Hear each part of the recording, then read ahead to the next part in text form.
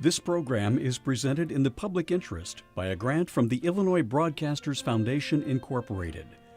Information about careers in broadcasting is available at www.ilba.org. Support also comes from the Lincoln Academy of Illinois 2017 Friends. Information is available at the lincolnacademyofillinois.org/2017-friends. From the Chicago History Museum's Rubloff Auditorium, the Lincoln Academy of Illinois presents its 53rd Annual Convocation and Investiture of Laureates. Since 1965, the nonpartisan, not-for-profit Lincoln Academy of Illinois has honored more than 300 people who have brought honor to their state in the spirit of Abraham Lincoln. Each spring, the laureates of the Lincoln Academy are presented by the governor with the state's highest award for individual achievement, the Order of Lincoln Medallion. The Lincoln Academy also recognizes leaders of the future by honoring outstanding senior students at each of the state's four-year degree-granting institutions of higher learning in ceremonies held each fall at the old state capitol in Springfield. As we gather tonight to honor 7 distinguished citizens of Illinois, we recognize that we are indeed the beneficiaries of the choices they made and the impact of their contributions on this city, on our state, and in our nation. They chose not to become silent about things that matter. They chose to live their lives out loud. Frank M. Clarke engaged in prodigious civic involvement and strongly supported minority advancement during his 46 years with Commonwealth Edison, including 7 years as its CEO. In 2001, ComEd named him its president, and in 2005, he became CEO, the first African American to lead the public utility in its history. Shortly after he retired from ComEd, Mayor Rahm Emanuel asked him to serve as president of the Chicago Board of Education. In the spirit of Abraham Lincoln confronting the challenges of his presidency, Mr. Clarke accepted the Education Board's leadership in 2015. To receive the Order of Lincoln, from Chicago, Illinois, Frank M. Clarke.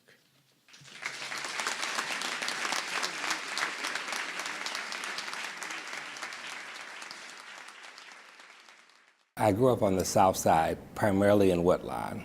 I think it was 2 things that stayed with me all my life. And one is, you can believe in yourself, but the other was work hard. My mother was a no-excuse human being. You couldn't come home and tell her the teacher treated you poorly, that would be a mistake, because she would automatically assume you were acting poorly and reinforce the teacher in her own unique way. Frank Clarke's career at Commonwealth Edison started in the company mailroom in the 1960s. After a tour of duty in Vietnam, night school, and a law degree from DePaul University, Clarke joined the company's regulatory division. You never know where one's skill sets manifest themselves, but that was an area which I excelled. It's important for the company because through the regulatory process is how you get rate relief. Rate relief is how the utility is able to adjust its charges to its expenses, to put it in the simplest fashion. Clarke played a key role in deregulating the state's utility industry in the 1990s. I spent about 3 years in Springfield working with a team to work on what became the 1997 Illinois Deregulation Bill. That utterly revolutionized in the state of Illinois how we did business.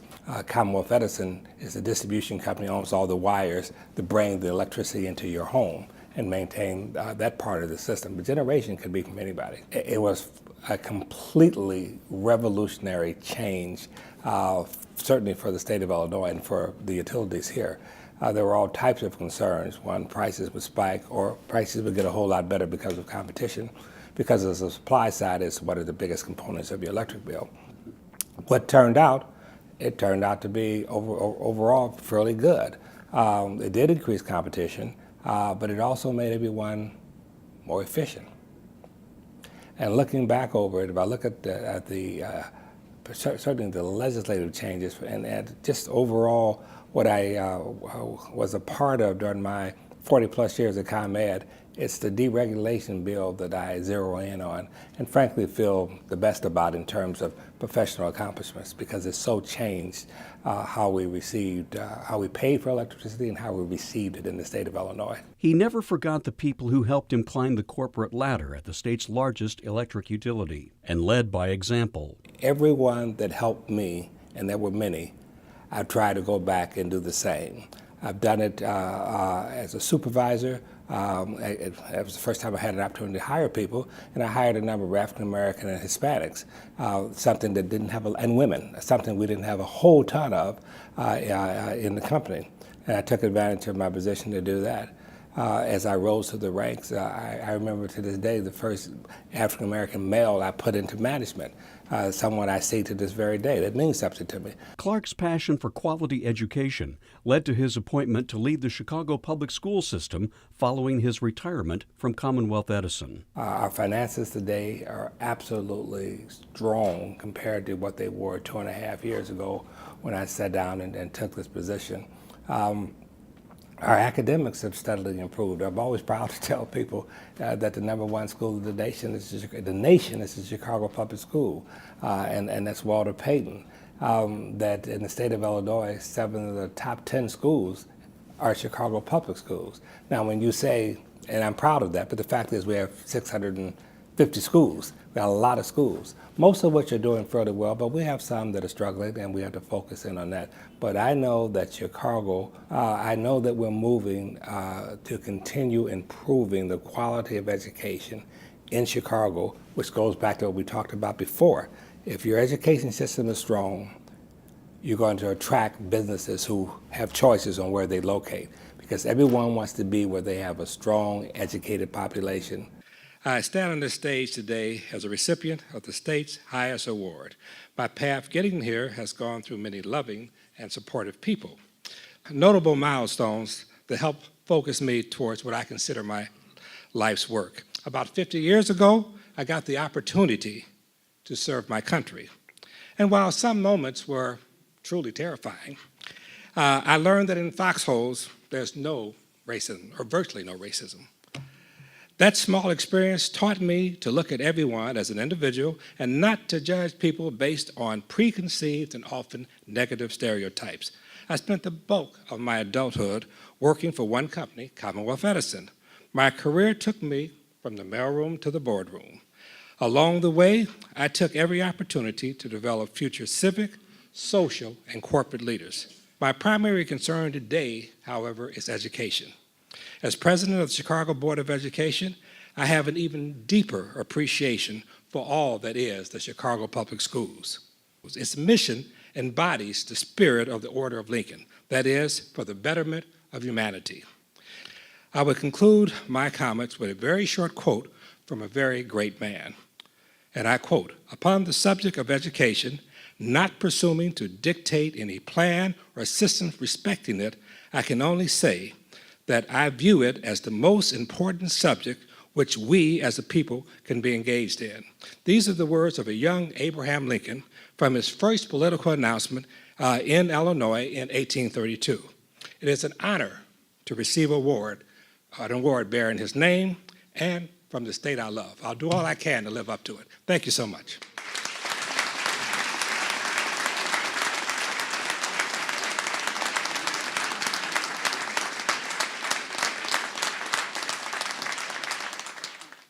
For most in the intensely competitive area of investment management, founding an innovative and successful investment firm would be the pinnacle of success, and people would be satisfied with that alone. But Richard Driehaus is not most men.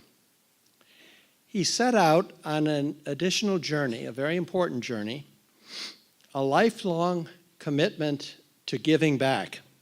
And he used the same passion that he brought to the creation of his firm, Driehaus Capital Management. Mr. Driehaus's philanthropy has been transformative locally, nationally, internationally, And in Illinois, the impact of his focus on the built environment, historic preservation, arts and culture, and economic opportunity for the working poor, this impact has been steadfast and has been far-reaching. Recent giving has been in excess of $10 million annually. Lifetime contributions total $180 million and counting. So to receive the Order of Lincoln from Chicago, Illinois, Richard Driehaus.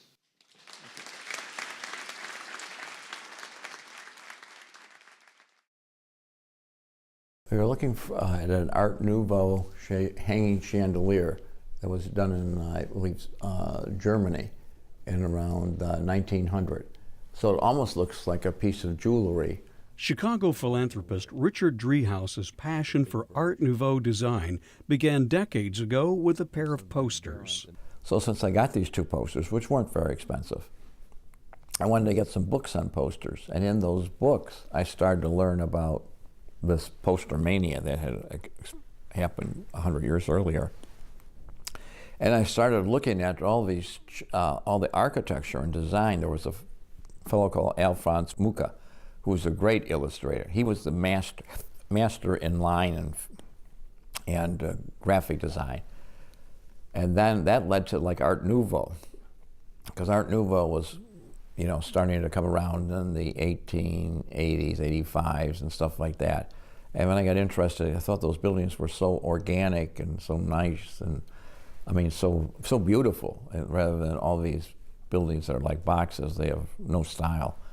They're all about efficiency, but they're not about human interest stories. They're plain, actually. The son of working-class parents, Driehaus became interested in the stock market in grammar school. And I started reading the magazines of that time, Fortune, Magazine of Wall Street, Kiplinger Newsletter, Business Week. And through that I discovered one of those ads in one of those financial publications about America's fastest growing companies, and I subscribed to that service because they had companies in that were up 1,000 or 2,000%. He became an expert at momentum investing, recognizing high-performing stocks that had the potential to grow even higher. The core was the earnings growth, and then I would buy stocks that had that earnings growth that was recent, where there was a change in the beat, if you will, or the rhythm, or the magnitude. In this case, it was magnitude. So these companies both reported positive, strong numbers that surprised the street and surprised the market as the stocks went up. So I would rather buy a stock that's up and take the chance that it goes down than buy something that's low and hope that it's going to turn around. So I would do something that already had demonstrated a positive earnings surprise or upward revisions or raised estimates, as opposed to looking for something that's sort of a steady state, because they don't have that ignition, if you will. This business is not just about math, it's about observing, it's about pattern recognition, and it's about a movement. It's about being the Boy Scouts, be alert. And it's about change, it's about being adaptive. Upon achieving financial success, the Chicago native has focused on a wide variety of philanthropic activities through the Driehaus Foundation and the Driehaus Charitable Trust. And I'm also sponsoring arts and culture, or dance and performing arts in Chicago, like the smaller groups, not the big ones. I'm against the big ones, but the smaller ones is where maybe fresher, or newer, or more entrepreneurial, if you will. The Driehaus Museum across the street from his office reflects his love of Art Nouveau and the city's rich architectural heritage. It's a history he hopes to preserve through the Driehaus Prize for Classical Architecture. Leon Battista Alberti said about this, about beauty. Beauty is the arrangement of all the elements, so you cannot add, subtract, or change, as it would impair the harmony of the whole. Though his philanthropic interests span the globe, Chicago will always be his primary focus for giving back. Beyond the hometown, it's a place where you can make a difference, okay? So one of the reasons I do it is my hometown, and I don't want to go to New York, or I could have gone to New York, but it's better here. So when I was at DePaul, they taught me about this professor, Abraham Maslow, and about the hierarchy of needs, the basic needs: food, clothing, and shelter, then safety, then family, love, recognition. But the ultimate one is self-actualization. And that's what I could do in Chicago, but I can't do it in San Francisco or New York. So there's a subtle, big-time difference if you look at it from a sociological or psychological way. I devoted my professional career to the field of financial management. Blessed with success, I have learned that maximizing the impact of donated dollars can be more difficult than earning them in the first place. In my early 40s, I found that the measure of one's personal holdings is of less importance than the impact of our collective aspirations realized. Thank you to the Lincoln Academy for this truly humbling honor. I will endeavor each day to continue to earn this recognition and to be guided by the spirit in which it was created. Thank you.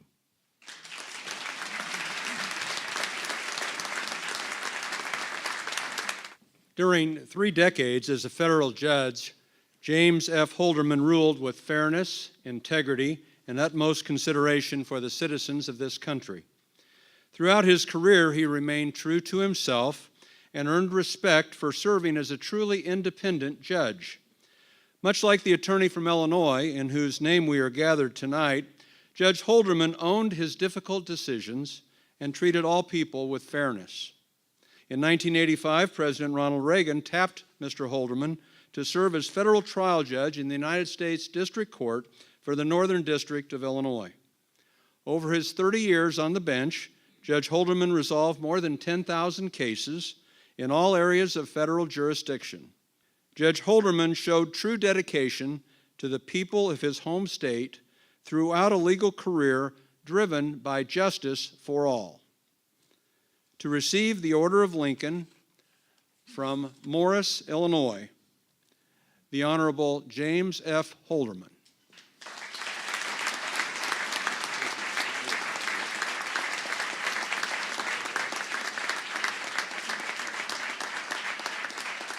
I grew up on a farm in Morris, Illinois, our family farm, but I always wanted to be a lawyer. And so at first I wanted to be a trial lawyer. Then I had the opportunity to be a trial lawyer and decided that if I could ever become a judge, a federal judge, because I clerked for a federal judge right after law school, that would be a wonderful way to conclude my career. As a young lawyer, James Halderman earned a reputation as a corruption-fighting federal prosecutor in the Northern District of Illinois. While I was in the U.S. Attorney's Office, I prosecuted a number of members of the Illinois General Assembly for bribery.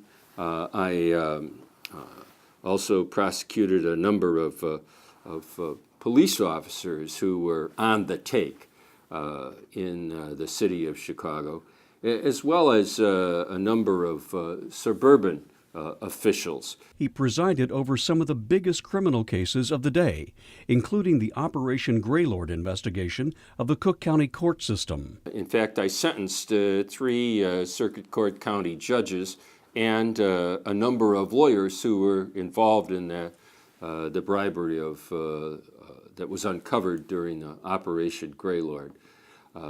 It was a dark day in our justice system, but it was also something that I think we learned from.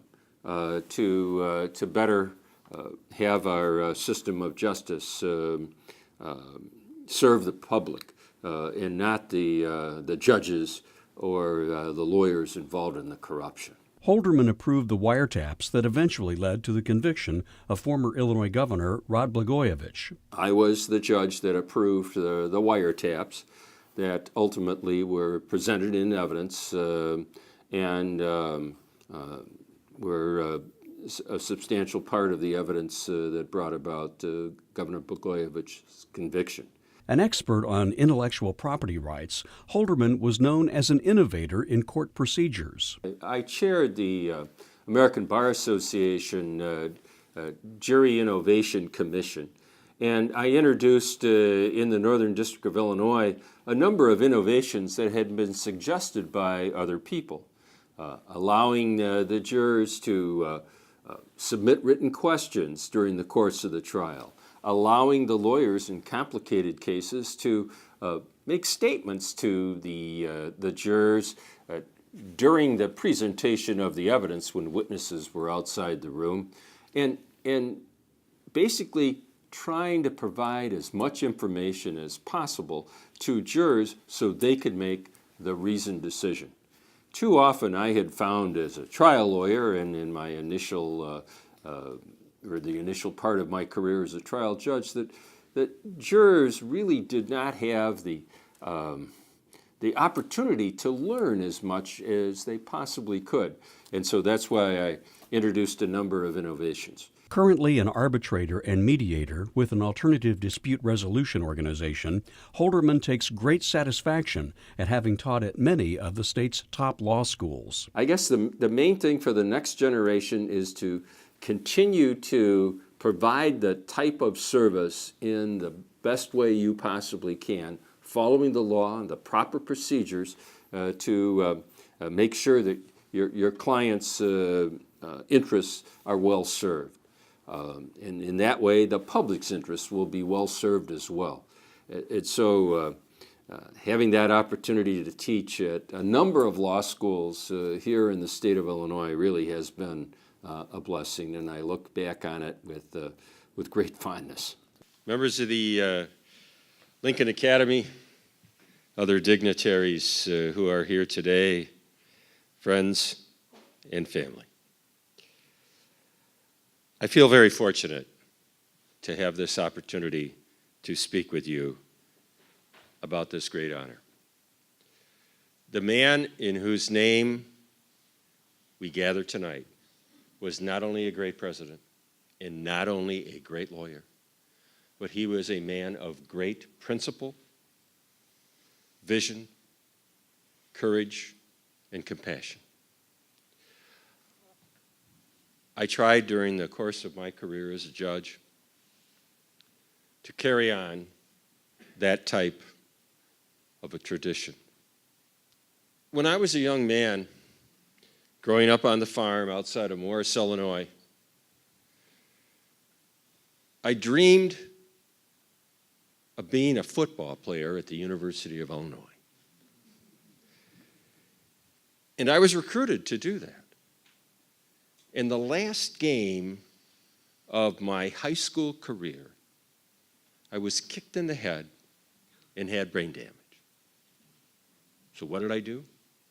I became a federal judge.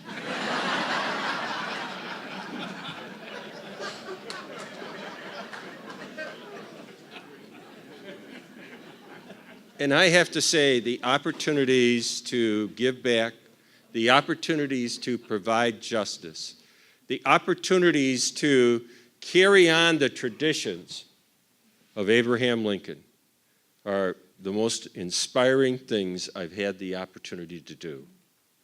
This award tonight is the capstone of my career. Thank you very much.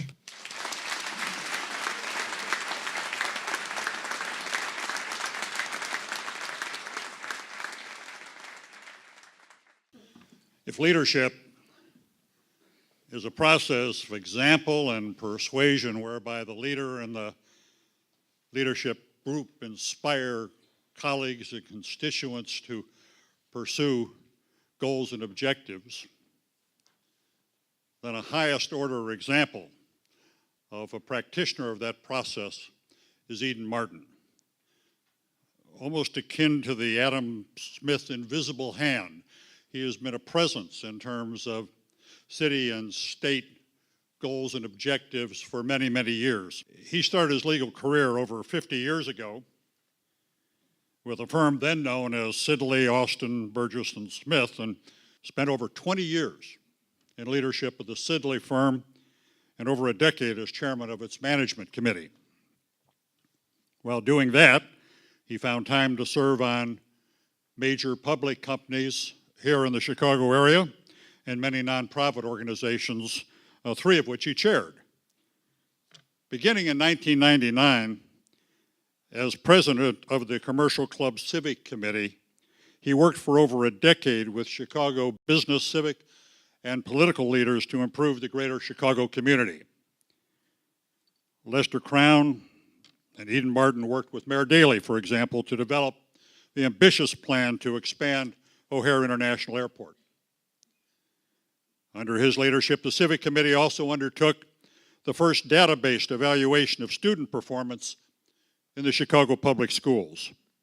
The widely read report, Left Behind, led to legislation expanding the number of charter schools and to the creation of the Renaissance Schools Fund, which raised tens of millions of dollars to start dozens of charter schools. Business leaders with familiar names, Ryan, McKenna, Osborne, Rowe, Steens, Weinberg, Rauner, and many others were instrumental in creating these new schools.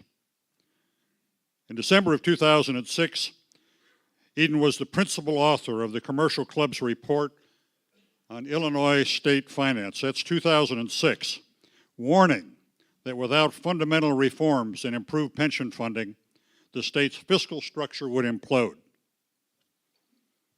Here we are, over 10 years later.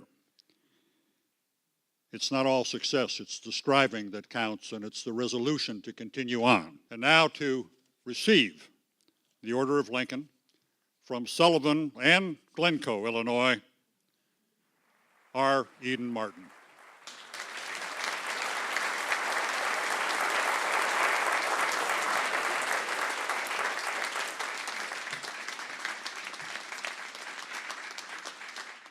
I'm not going to argue with General Borling much. He's right about a couple of things. One is that no civic good deeds or accomplishments ever are the work of any one person, or 2 people for that matter. He mentioned Lester Crown on the airport, that's an obvious one. School reform in Illinois, that's been the work of dozens of people, many of whom are up here on the stage today. The creation and maintenance of the charter schools in Chicago, they bear the name and the fingerprints of people here and in the audience, and it's a great start. But one other thing that General said that is unarguable is that you don't always succeed. At the time we wrote that report, the pension system was underfunded, systems were underfunded to the extent of a staggering amount of $45 billion. That was a little over 10 years ago.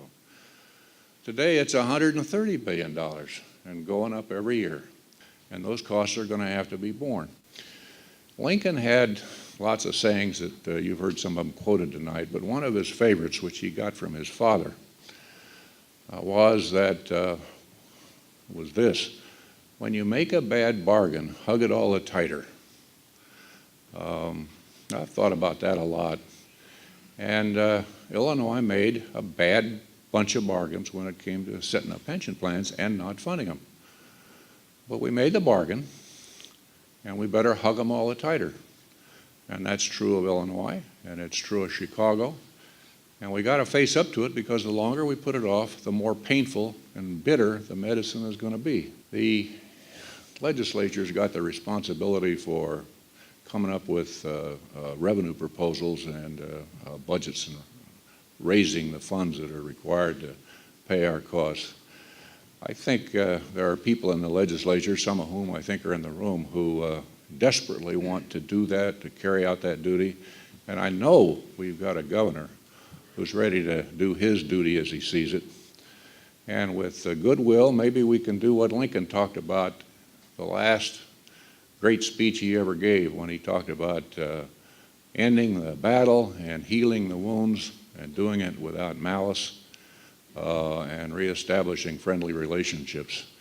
It was good advice for the country back then, and it's good advice for Illinois now. Thank you.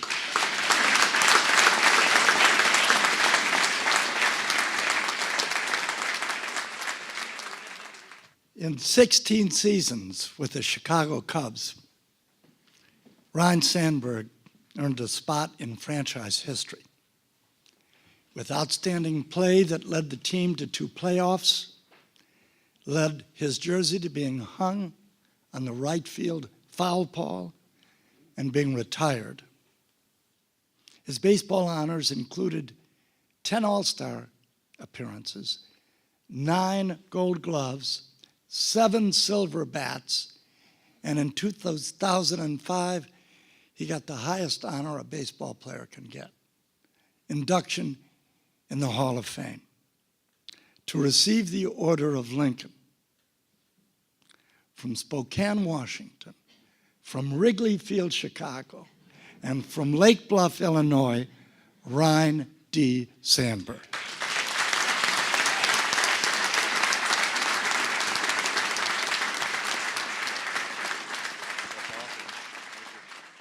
That's a personalized letter from Harry Carey the last day that I was in uniform.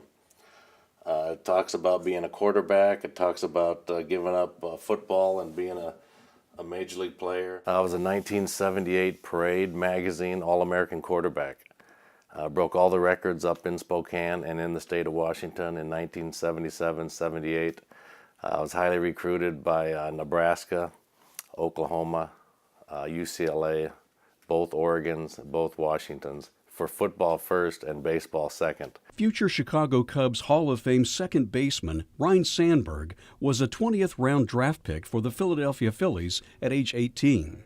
He played minor league baseball around the U.S. and South America for the next 4 years before earning a spot on the Phillies roster. September call-up with the Philadelphia Phillies in 1981.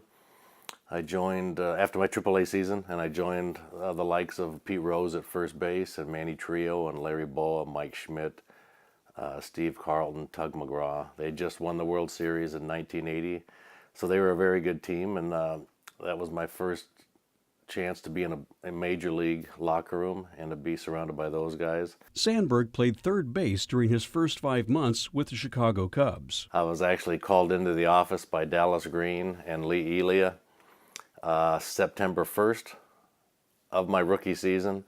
We had a month to go, and they said, "We'd like you to move over to second base." So I made the move that night over to second base in a need for the team. They figured with my range and my speed and the way I hit and used the whole field, I was a little bit more of a second base type of a player at that time. 1984 was literally a game changer for Sandberg and the Cubs. 84 was a big year for me, for the Cubs, for the fans.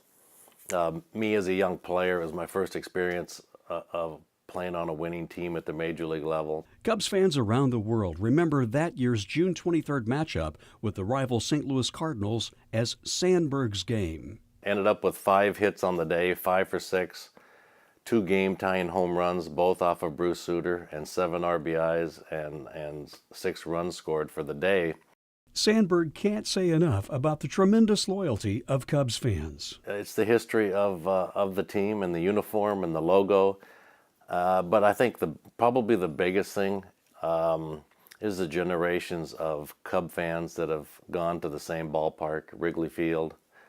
And there was just a mystique about it of a team that had not won a World Championship for so many years. I think it was pulling for the underdog. Ryne Sandberg was elected to the Baseball Hall of Fame in 2005 and coached 4 years with the Phillies before returning to the Cubs organization in 2015. One of the smartest moves that I ever made, because obviously in 2016 the Cubs win a World Series. I dreamt about that for a number of years. My teammates, we talked about it. and to see that happen with the players that they put together. And that was the big thing that I give credit to the Cubs about, was having all the pieces in place and having the right players to pull that off. And they were just a bunch of young players just playing hard. Once again, playing the game the right way, respecting the game, respecting all the players like myself, Ernie Banks, Billy Williams, Ron Santo, former teammates of mine that these young players looked up to and talked about as 22, 23, 24-year-olds, and just respecting the history of the Cubs, that I really felt a part of that. They say home is where the heart is. Well, I've had many homes, like Montana, South Carolina, Pennsylvania, Oklahoma, Venezuela as a minor leaguer. And Philadelphia is where I got my start. But Illinois is where I finally found my real home. And it wasn't because this is where I found my career. It's because this is where I found the people who truly accepted me as one of their own. And then there are the Cubs fans. Yeah, all of you here and throughout the great state. I owe everything to you. The fans are what gave me the reason to come to the park every day and work hard to be a baseball player, the best that I could be. I felt the responsibility to you to work hard every single day so that I wouldn't let you down. And it's because of that, because of you, Chicago, that I found my home in that little town in upstate New York called Cooperstown, the Baseball Hall of Fame. None of it would have happened without the fans. None of it would have happened without the Cubs. None of it would have happened without the great people of this great state. I have found that dreams come true while living and working in the state of Illinois. They say home is where the heart is. This team, this city, this state, these fans, this is where my heart is and will always be. Thank you, Illinois, and thank you for everything.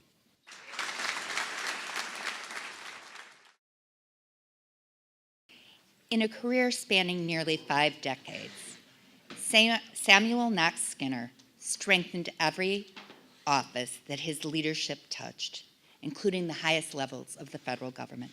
He began his legal career as an assistant attorney in the U.S. Attorney's Office for the Northern District of Illinois, and before long, President Gerald Ford elevated him to the district's office top position, U.S. Attorney.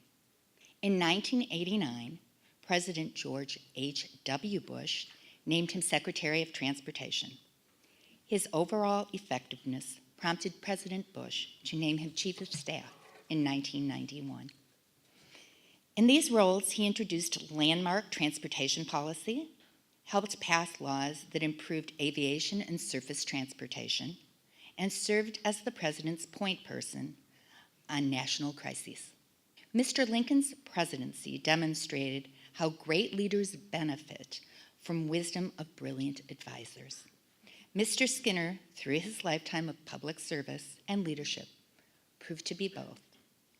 To receive the Order of Lincoln from Springfield and Wheaton, Illinois, the Honorable Samuel Knox Skinner.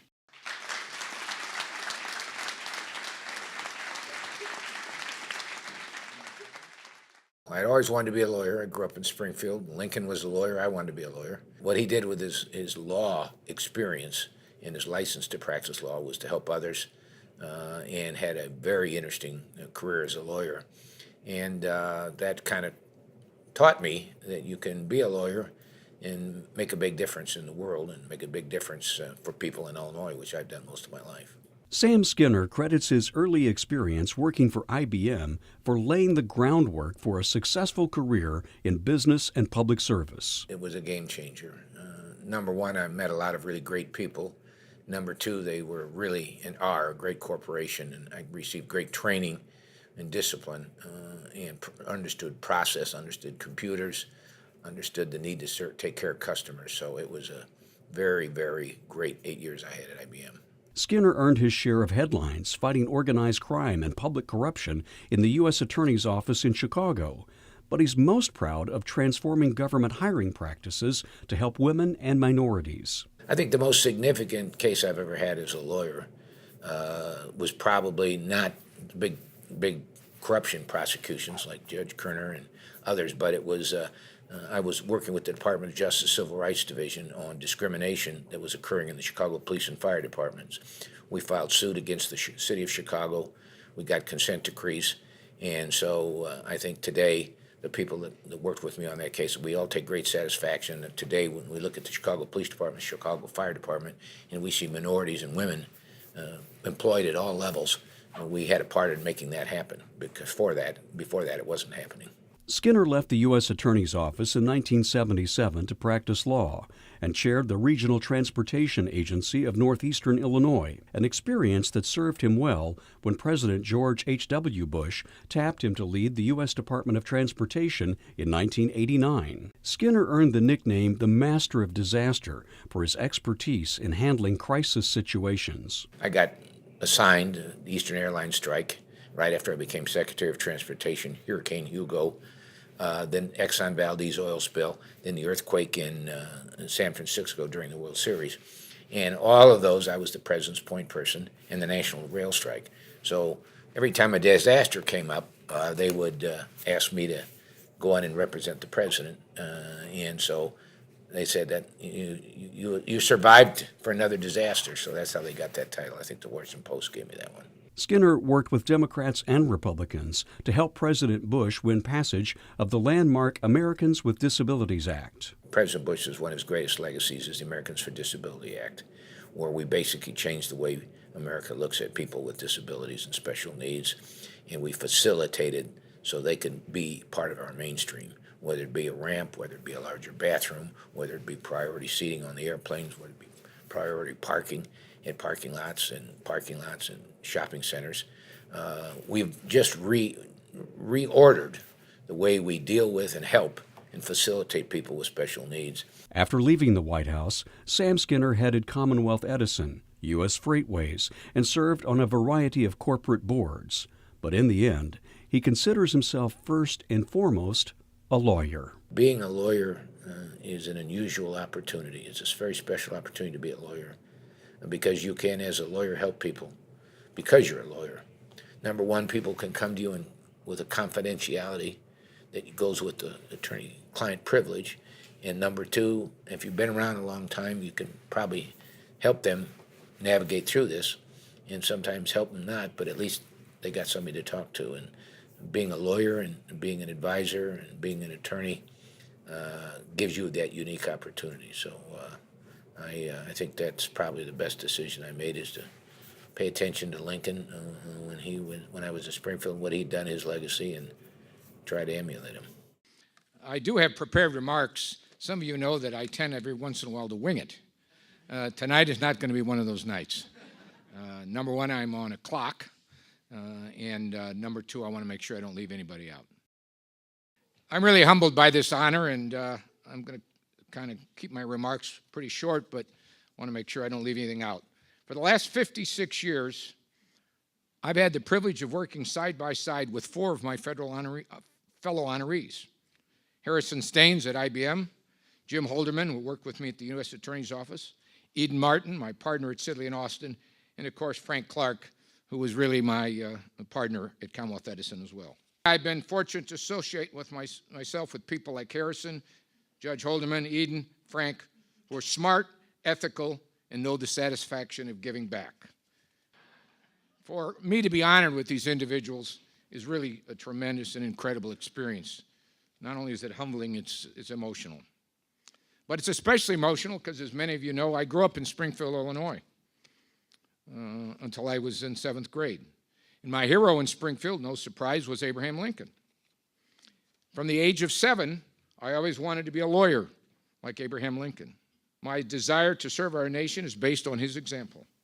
So receiving this award, the Lincoln Award, is really very overwhelming to me, frankly. I want to just say personally thank you for so many people that are here tonight, my family. Their support and love for so many years has sustained me through life. Finally, I want to thank my wife, Honey, who is an incredible person, who is my role model as she is for so many others. She makes the world a better place every day, is a wonderful mother, a phenomenal lawyer, and the most trusted partner one could ever have. Thank you very much.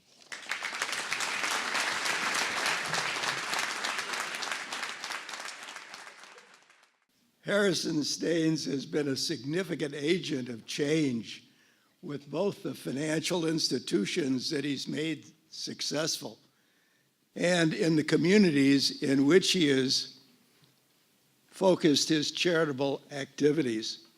In the late 1960s, Mr. Staines purchased his first bank, the Hyde Park Bank.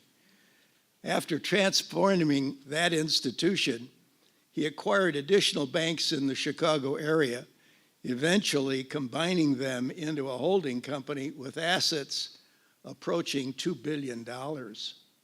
Selling that company allowed him to establish the Staines Family Foundation. The foundation directs its giving to programs that empower residents to boost and improve their own communities. Mr. Staines' accomplishments changed the banking landscape in the Chicago area, and he has had a positive impact on a struggling neighborhood. To receive the Order of Lincoln from Bannockburn, Illinois, Harrison I. Staines.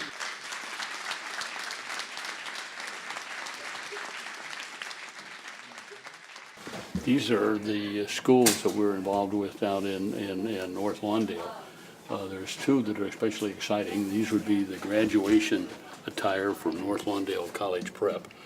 And the graduation rate there is over 80%, and 80% of those are going on to college.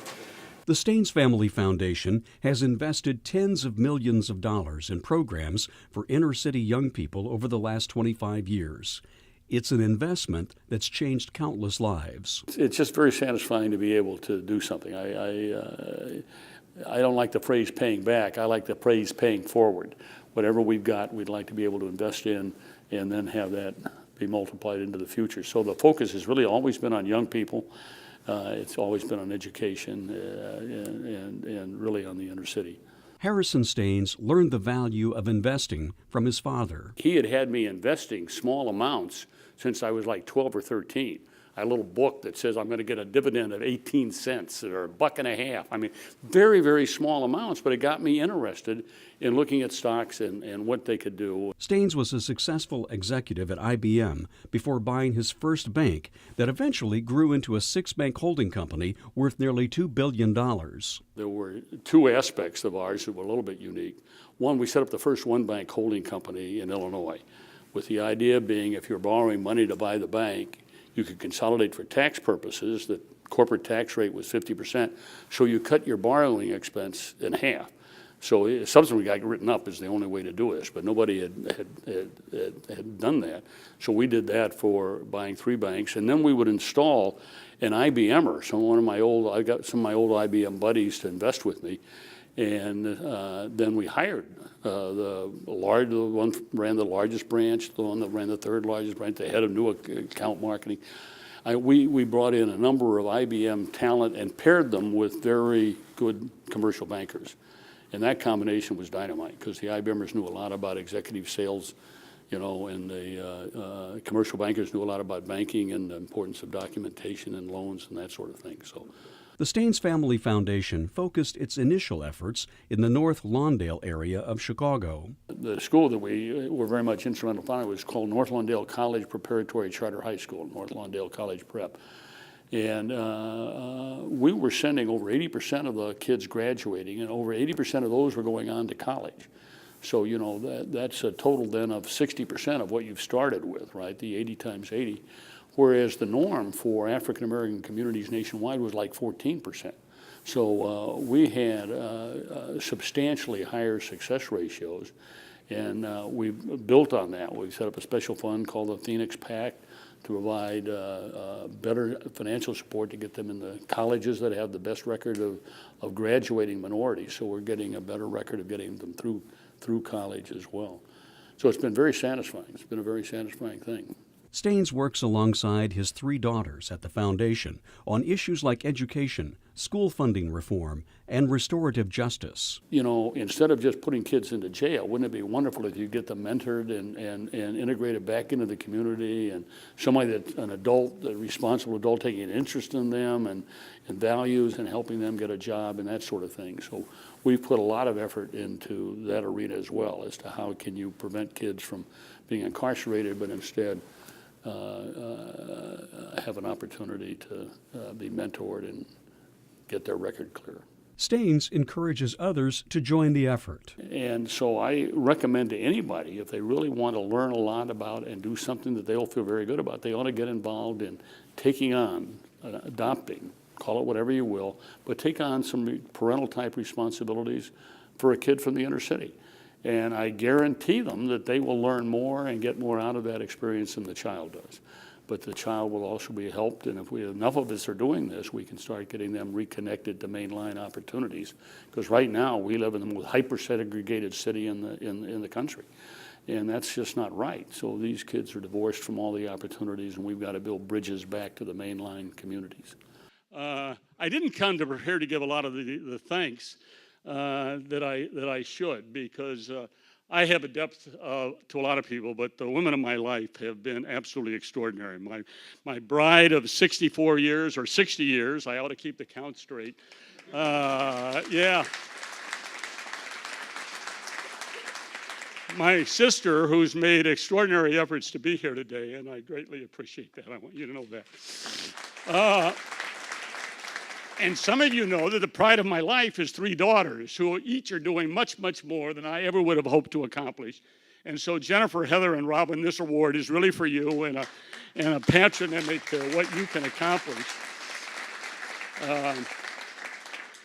I grew up in Springfield and grew up with all things Lincolnian, the home, the law office. I would go to his law office, Eden Honest.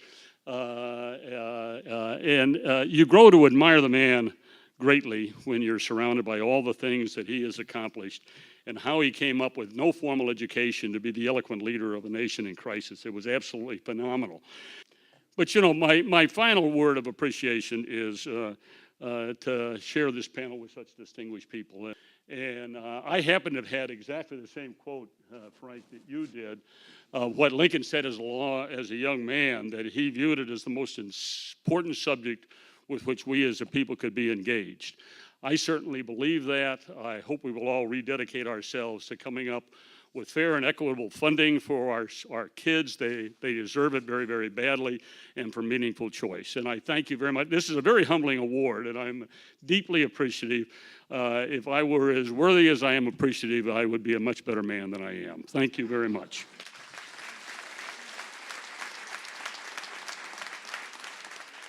It is now a real pleasure and a great privilege to introduce to you the President of the Lincoln Academy of Illinois, the Governor of the State of Illinois, the Honorable Bruce Rauner. You know, most of us go through life trying to seek ways to avoid feeling completely inadequate. I look forward to this night every year. Being with these laureates is extraordinarily humbling. And we are here tonight to celebrate all that is good, all that is wonderful about the state of Illinois, and that is our people. It's the people of Illinois that make our state a wonderful place. And we are so blessed to have leaders like these up here in this audience and around our state, people who deeply care about having a better life for everyone in the state of Illinois and across the United States of America. I'm privileged. I love traveling the state. I travel the state 7 days a week. I love it. The people of Illinois are awesome.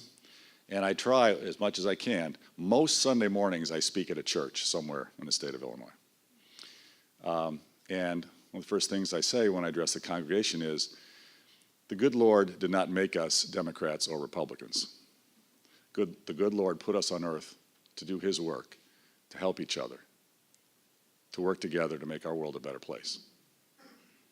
And I like to quote the Bible, book of Luke, chapter 12, verse 48, to whom much has been given, from whom much is expected in return. what we have here tonight and in this audience and across the state of Illinois, we have leaders, we have individuals who were given, they were endowed with the good Lord with incredible talents, incredible capabilities, incredible strength. But they did not choose to sit on their assets, to sit on their capabilities. They chose to take their capability and go to the maximum, to get the maximum benefit to the people of Illinois. They stretched their capabilities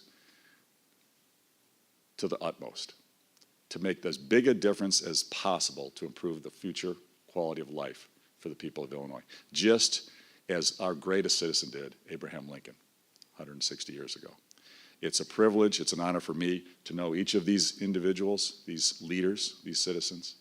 It's a privilege for me to work for all of you in this audience tonight and across the state of Illinois. God bless our inductees. God bless all of you. God bless our state of Illinois. Thank you very much.